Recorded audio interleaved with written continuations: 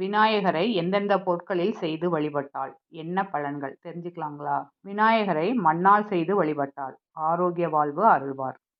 கருங்கல்லினால் செய்த விநாயகரை வழிபட்டால் எந்த காரியமாக இருந்தாலும் அது வெற்றியில் முடியும். விபூதி கொண்டு விநாயகர் சிலை செய்து வழிபட்டால் தீராத நோயும் தீரும்.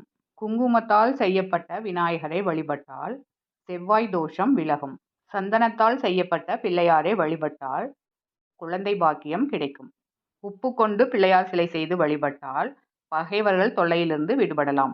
வெல்லத்தினால் செய்யப்பட்ட விநாயகரை வழிபட்டால் உடலில் உள்ள கொப்பளங்கள் மறையும். சர்க்கரையால் கணபதி செய்து வழிபட்டால் வீட்டில் இனிமையான தருணங்கள் மேலோங்கும்.